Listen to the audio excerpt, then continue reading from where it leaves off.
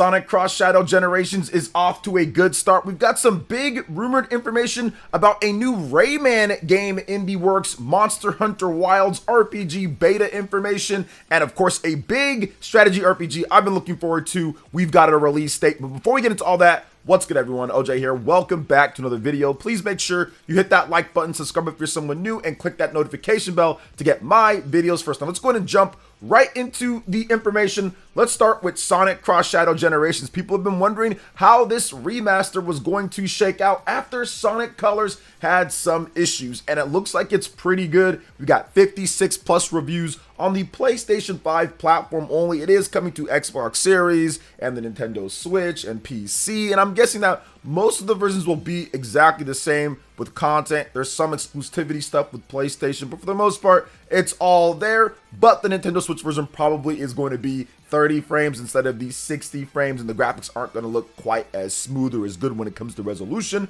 But overall, this is what you're getting with this game. It's got an overall 80 score, which is very good for a 3D Sonic game. It's only got 6 mixed reviews and over 48 positive reviews, so definitely a good start for Sonic Cross Shadow Generations. For those who don't know about this game, it's essentially a remaster of the Sonic Generations game, that same game from 2011 or so. They just brought it back. They enhanced it a little bit graphics wise. It looks very similar, but that's more of a master play on the Sonic team and what they did back in 2011, because the graphics looked good back then. They still look just a bit sharper and better now, but then they have the extra shadow content. That's the big thing here. That's 5 hours plus of extra gameplay for Shadow fans and of course for the Sonic fans out there. So we're going to go over just a couple of the good scores and a couple of the bad scores, just to kind of get an idea of what's going on here. So Game Rant, they gave it a 9 out of 10 and said, even in a post-Astrobot world, Sonic Cross Shadow Generation serves as an epic reminder of how untouchable both Sonic and Sega can be when they're firing on all cylinders.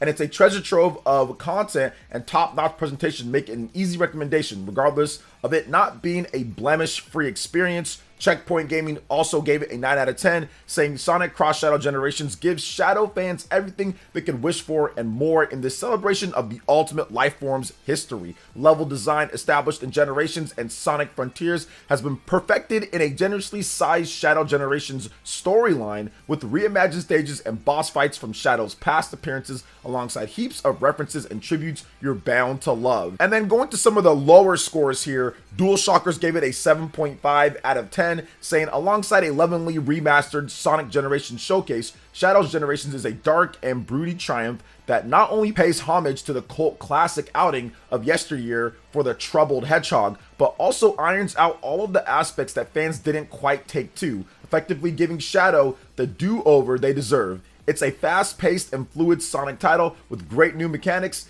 a ton of replayability, and just the right amount of challenge. The fact that this is a short experience will irk a few, as will the lack of crossover between the two games, but all in all, Sonic Cross Shadow Generations is yet another strong Sonic outing that proves the dark days of the franchise may well be behind us. So for those who don't know, it's kind of like Super Mario 3D World plus Bowser's Fury, how they split it up, where Bowser's Fury is just this separate thing that you gotta buy the original game plus that in order to get that. So that's essentially what this is as well. One more score here from Press Start Australia. They gave it a 7 out of 10, saying, on its own merits, Sonic Generations does its best to bring the best of both classic Sonic and modern Sonic together in a fun and creative adventure that's sure to please Sonic fans all around. However, it tries too hard to fit itself into the same mold while attempting to keep true to the 3D Shadow experience, ultimately falling short of the lofty heights it aims for. Die-hard fans might enjoy, but more casual players may find themselves overwhelmed by the sense of speed. So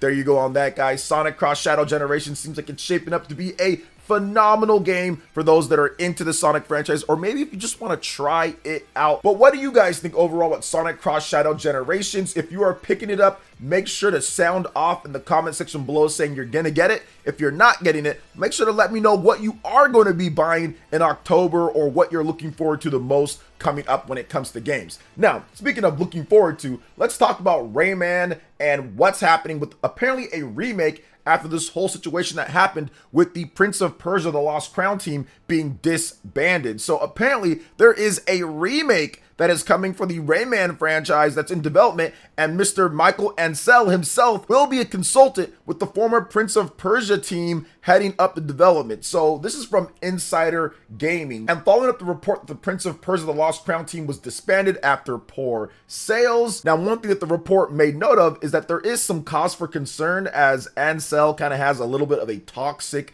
leadership type of thing, or at least rumored toxic leadership back in 2020 that he was being accused of, but maybe time has softened him, and if he's a consultant, he's not necessarily the director, or he's not the producer, he's not really hands-on like that. He's probably just giving a few tips here and there. So the Prince of Persia The Lost Crown team, they're incredible. They also made Rayman Legends, they made Rayman Origins. They are so good. They know what they're doing when it comes to 2D platforms, when it comes to 2D action games and all of that. So if they're gonna remake the original Rayman game, which was a tough as nails PS1 platformer that was really good, sold really good back in the day, was one of the games that put Ubisoft really on the map overall worldwide, was the original Rayman. I absolutely would love for them to bring that game back. That style in terms of how Rayman looks, I want to see how they adapt it. Are they going to make it look like the Rayman Legends Rayman, or are they going to try to adapt that PS1 Rayman style to a new age? So it's going to be really cool. If this does shake out to be right, it's going to be cool how they do it. Once again, one of the toughest platformers overall when it comes down to the PS1, hands down. That game is difficult, so I'd love to see them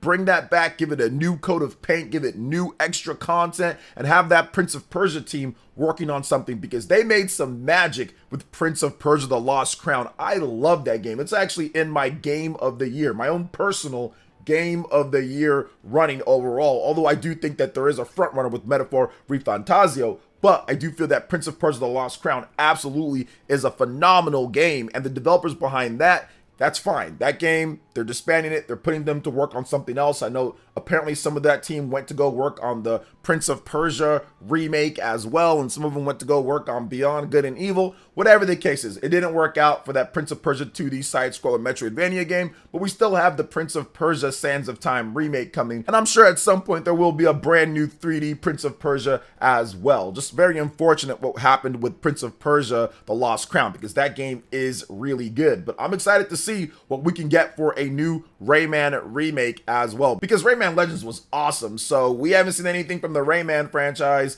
in a decade or so plus, so we need something overall here. So what do you guys think? You guys can let me know in the comment section. What do you want to see when it comes to the Rayman remake? What would you like to see them do with the game? Let me know in the comment section. Do you want to see a Rayman remake, or do you want to see them make something completely different? I'd love to hear what you guys have to say. Now let's move on to some beta information for a highly anticipated game, and that is Monster Hunter Wilds. There was a Monster Hunter Wilds showcase, like their 50th showcase in the last 3 weeks. No, I'm joking there, but they're showing this game off a lot, and you can play the open beta. Here are the times and the platforms. So PlayStation 5, PlayStation Plus exclusive early access play. It starts on October 28th at 8 p.m. PT, and it ends on October 30th at 7:59 p.m. PT. Now, PlayStation 5, Xbox Series, and PC Steam crossplay, they've got the beta starting on October 31st at 8 p.m. PT and ending on November 3rd at 6:59 p.m. PT. So if you have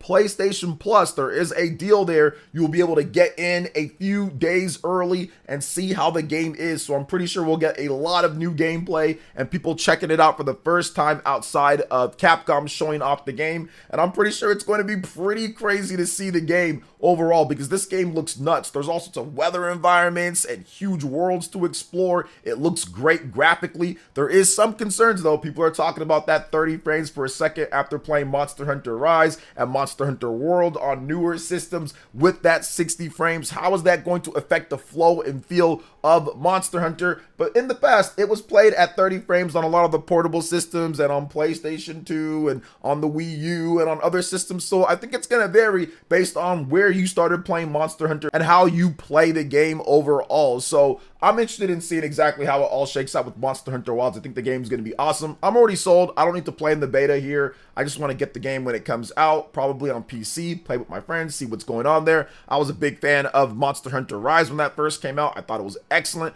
on the Nintendo Switch, and I can't wait to actually get my hands on Monster Hunter Wilds. I don't want to see any more. I'm already sold. I don't really need to see a million more showcases, but I know how Capcom does it. They like to show the game off and really tell people what's going on with it, and I think that it works out for them because Monster Hunter is one of the best selling games in the industry, so they're going to do what they do. But yeah, for me, I'm not sure if I'm even going to play in this beta. I mean, I might. I'll probably check it out on Steam, but I'm not 100% sure just because there's so many games coming out. But I know I'll be picking it up day one. So what do you guys think when it comes to Monster Hunter Wilds? Are you going to be playing in this beta? If you are, you need to let me know in the comment section. Make sure you drop a comment saying that you're going to be playing in the beta or saying, nah, I'm good, or you know what? I'm not even going to be buying Monster Hunter at all. I'd love to hear what you guys have to say. I will be going through, but last topic, we're going to discuss Metal Slug Tactics. This is a game that we've been waiting for a long time. Everyone's been saying, where is Metal Slug? And here it is. This game was supposed to come out, I think, in 2023, and then early 2024, and then now it's got a November 5th release date for Metal Slug Tactics. Let's get into this here, guys. So the strategy RPG Metal Slug Tactics will launch digitally for PS5, Xbox Series, PS4, Xbox One, Nintendo Switch, and PC via Steam on November 5th. Publisher Dotemu and developer Lakir, I'm probably saying that wrong, studio announced. A physical edition is also planned, but we need to get details on that later, which sucks because it almost makes you try to double dip if you're a physical fan. So we've got a brand new trailer that you guys are checking out here, and we've got some new information on 3 additional playable characters. You've got Clark Still, originally hailing from the Ikari Warriors series and previously playable on Metal Slug 6. Clark's immense strength and wrestling experience allows the tank-like ally to relocate enemies on the map and dish out wide-reaching status-inflicting damage. Raph Jones, for battle from the Ikari Warriors series and Metal Slug 6, Raph is a master of short-range combat, packing devastating punches and the ability to charge at enemies head-on like a raging bull. Then you have Leona H as well, a newer addition to the Ikari Warriors. Leona is a revered fighter capable of replacing fallen enemies with decoy allies. She can distract and overwhelm enemy forces in her distinct approach to dominating the combat zone. So those are the new things with it here, guys. There's a bunch of different stuff when it comes to the game. Tactical RPG with roguelike elements. You get your gear, you got your soldiers, you start up the mission, you go into these maps. If you like Fire Emblem, games like that, Advance Wars, this should be right up your alley overall. There is a detailed story as well, and of course a bunch of key features in here. Over 110 handcrafted maps, 20 different mission types, perfect setups, 36 different weapons, 176 mods. There is a ton in this game, so I'm looking forward to it a lot. I'm going to be playing it on November 7th, and this is the perfect game for me to check out on the Nintendo Switch, or maybe even PC, then have it with Steam Deck. I think it would be good on there too, but I'll probably get the physical version later down the line on the Nintendo Switch and pick up a digital version on Steam, PC, and also Steam Deck, or just Switch as well. So very excited. I'm looking forward to this. I think it's going to be really good. So are you guys going to be picking up Metal Slug Tactics? Let me know in the comment section if you're picking it up. Let me know why you're getting it in the comment section below. If you're not, let me know what strategy RPGs you do want to pick up in the future. So that's going to wrap it up here, guys, for this video. Thank you so much for watching. I do appreciate it. Please make sure you hit that like button, subscribe if you're someone new, click that notification bell, and we will see you for the next video. Peace out.